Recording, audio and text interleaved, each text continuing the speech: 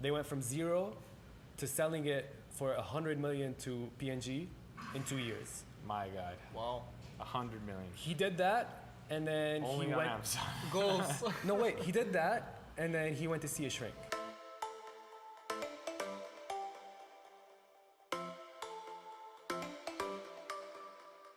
Okay, welcome to the AMZ Drip Show. My name is Julian, My name is Paul. and we are here with Sam Brax, Yep. who is actually going through all kinds of exciting things right now. I'm kidding. Difficulties. So let us know what's going on right now. Like where you're exploding on Instagram. You got all kinds of things going on. You're meeting with other Amazon entrepreneurs, other people that are big in the space. So tell us about that. What's the secret? The secret is. Are we cutting this or is it? Yeah. So my name is Sam Brax. What's up? And what's been Shout out. happening is I started selling on Amazon last year, around April, and then I got into private labeling in October. I was doing some arbitrage before, and then just before October, in August, I started documenting that stuff on YouTube. And YouTube is what the blowing up that you're referring to. That's how that's been happening. And I just meet people that do what I do with YouTube and Amazon, and then I just connect with them through that, mostly through YouTube. And then I got to meet all kinds of people. I got to meet Greg Mercer, the CEO of Jungle Scout. He That's pretty invited, yeah, he invited us to a villa that he rented out in Austin, Saw which by coincidence we were all going there, and he capitalized on the opportunity to invite us to that place, and it was fun. Very That's cool. nice. Yeah, it looked pretty exciting. Yeah. Could you share any kind of like little tidbits, any hacks that you might have come across? Sort of Yeah, rubbing like, shoulders with these guys. I'm pretty sure you find out some pretty interesting stuff. So I want to still share think- some of us with I'm it? trying to remember one thing that, I don't know, it was just a lot of networking with these guys. And what was cool is that Greg, it was a conference by Ryan Moran. Some of you guys might know him. Yeah. And he organized this 2-day conference in Austin. And we were supposed to stay somewhere in the hotel around the conference. But then Greg, or the way it happened is that Tom Wong, another seller slash YouTuber, knows someone called Irving, I think, or Irvin. And he's from Vancouver, just like Tom. And Irvin works for Jungle Scout, which apparently they have an office in Vancouver. Oh, I didn't know that. Yeah, so Tom knows Irvin. And then Tom was saying, let's get an Airbnb together because me, Tom, Matt Loberstein, and Brock Johnson, other Amazon sellers slash YouTubers, we were saying, let's get an Airbnb together because it would be fun and good for content. Oh, so that's how it all started. Yeah. And then we were so late to get an Airbnb. Eventually, Tom was like, forget it. We'll just get hotel rooms and we'll figure it out. So Irvin took initiative. He works for Jungle Scout, and he talked to Greg. He's like, hey, these guys are coming and they don't have a place to stay. What if we got them a place and stayed together? Nice. So then one day, Irvin goes like, hey guys, look at this mansion. We got it. Let's enjoy it. And we're like, for free? He's like, yeah, Greg got it. Oh, that's sick.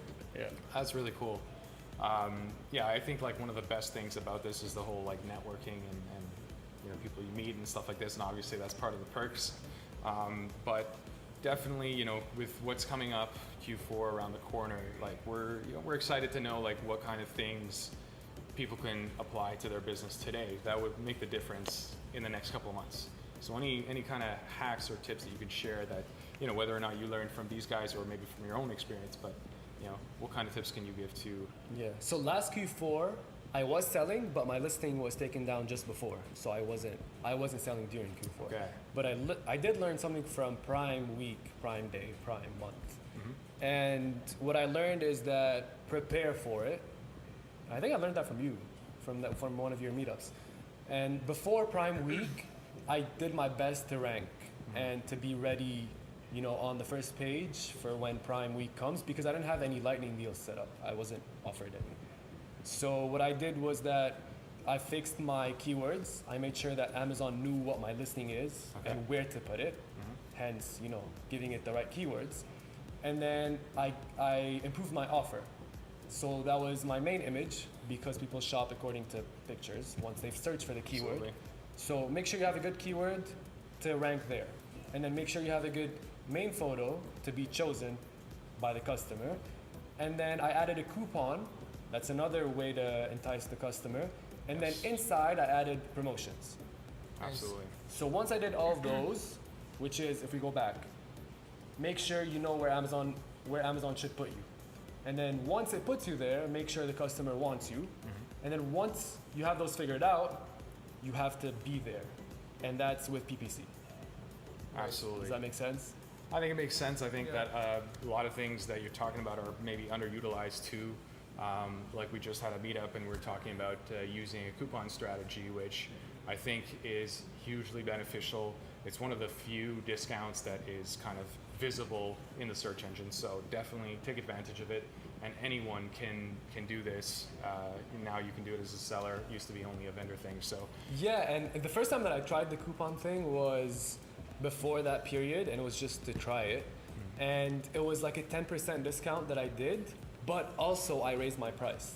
okay, I was just testing. Like it could have failed, it could have not classic, worked. the Yeah. classic move. Yeah, exactly. So I raised my price and I put that 10% coupon. And what's funny is that a lot of people did not use the coupon. But it So looks I- good on listing. True, but a lot of people did not use the coupon, so I was making more money. Yeah, that's definitely going to happen. That happens a lot actually with any couponing.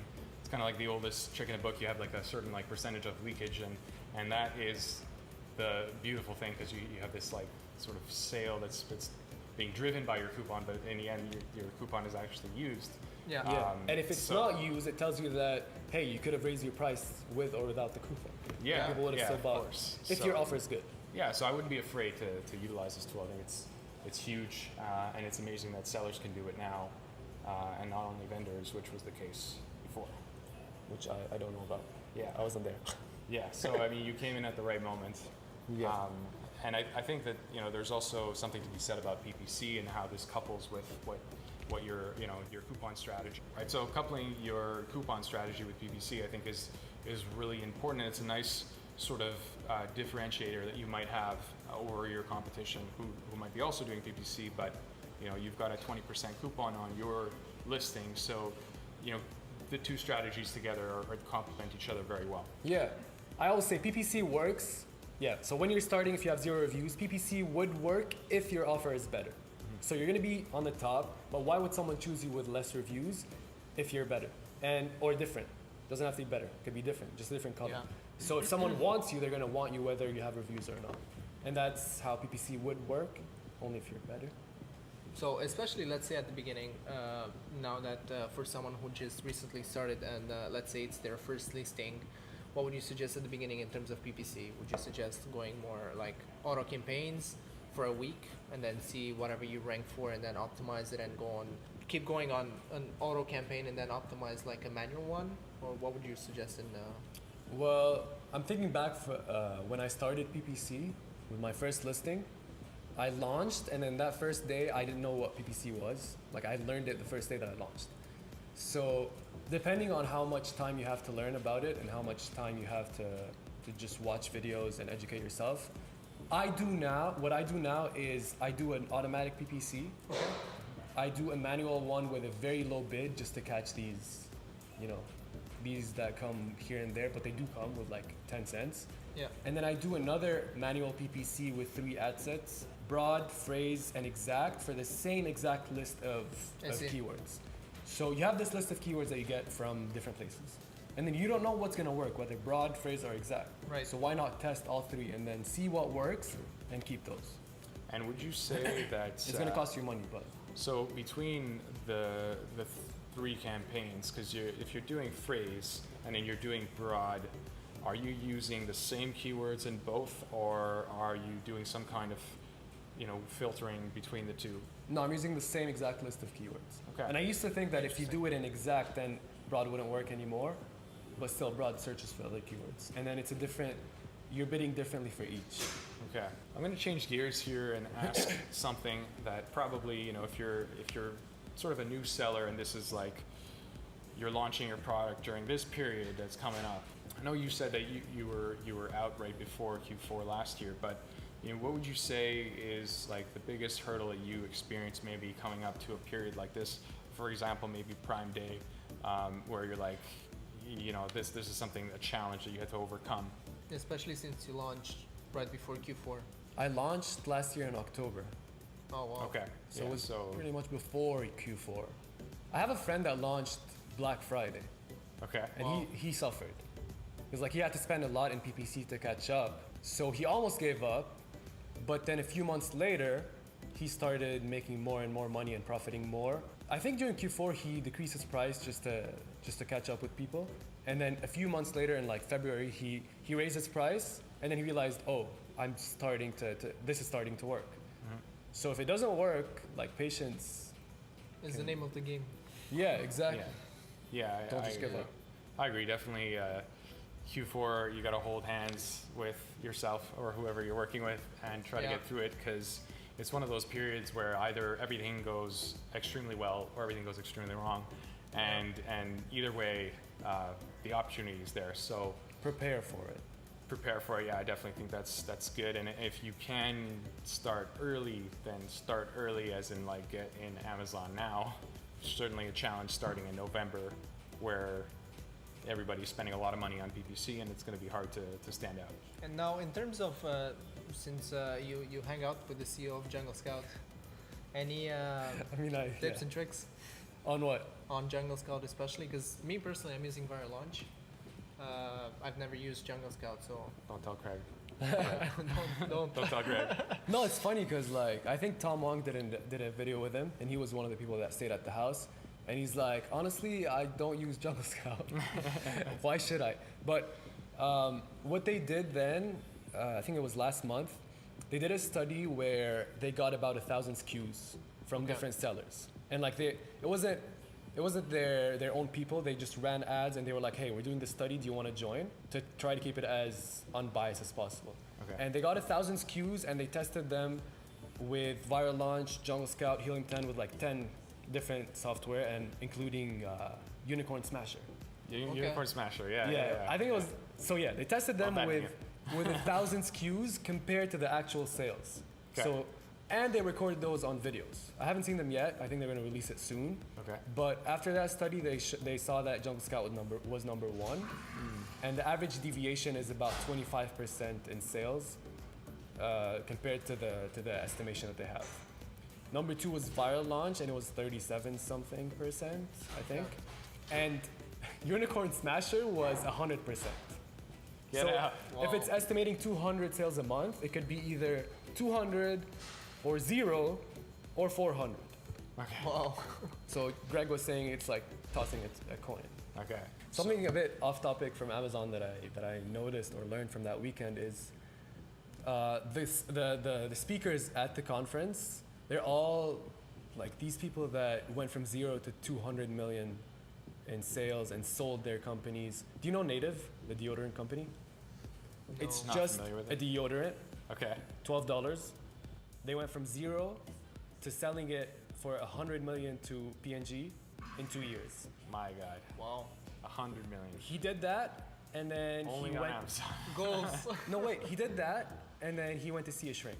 My God. Yeah. Yeah. I'd probably do the same thing. And a lot of people related to that. Like a lot of people are depressed. They're exhausted, except Greg Mercer, who was who was just excited about life and who was happy. I don't know what he has figured out, but he has he's something been figured been out. at it for a while, from what I Yeah. gather. Yeah. It's not his first rodeo, but I think that it is kind of hard to fathom how much money you can make on Amazon, and I think the success stories are probably few and far between, but the ones that you hear about are Yeah. insane. But at that Insane. conference, the biggest discussions weren't like ranking strategies or stuff like that. It was mostly about building a brand, but the biggest discussions were why are we doing this? Like most of these guys are depressed.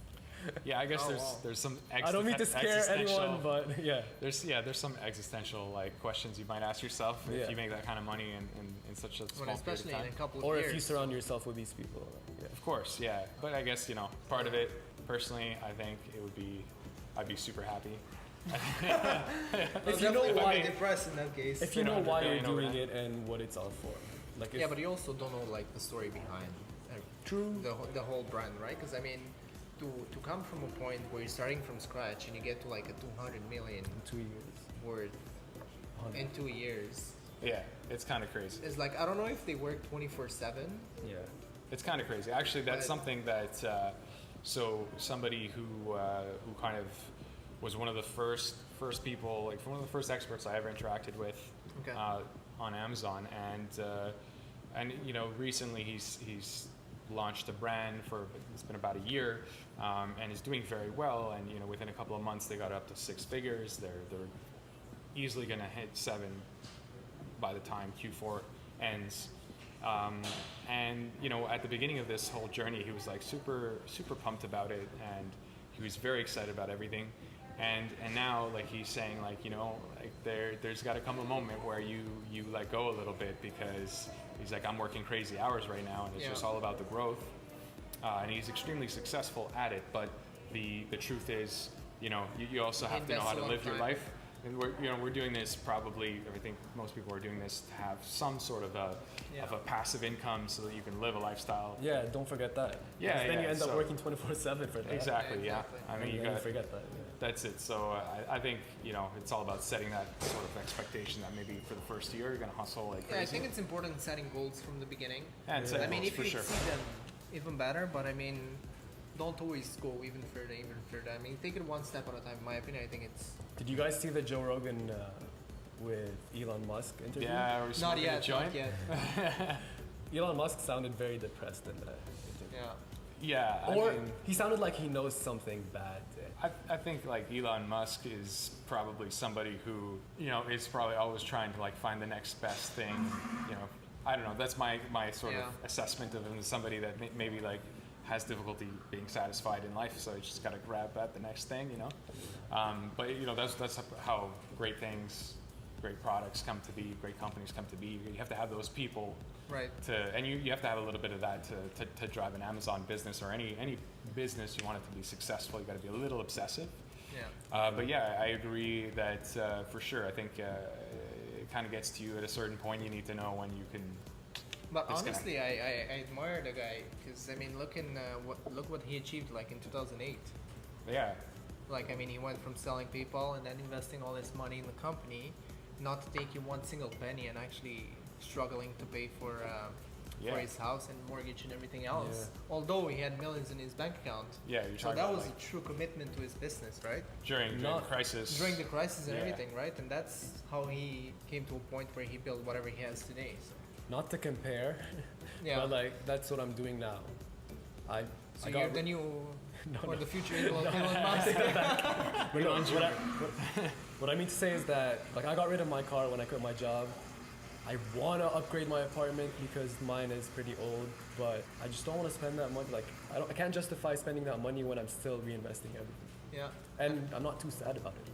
So you were It works. investing all of your money back into the business. All the Amazon money, the Yeah. YouTube money I get food from. That's basically it. I travel, Pays but for it's all groceries. business expenses. Subscribe, Okay, so- guys, so he can eat. Yeah. Please. Subscribe to my YouTube channel. So he can eat too. Yeah. And drink our coffee. Yeah. Very good coffee, by the way. Yeah. Cool. Love Well, it. thanks so much for. Thank you, appreciate it. Thank you for your time, for and sharing. also especially for putting up this meeting today. Yeah, we just had a meetup right here. I the filmed some of WeWork it on, offices. At the- on the camera. So Yeah, Yeah. so if you guys want to attend the next one, we announce it in our groups.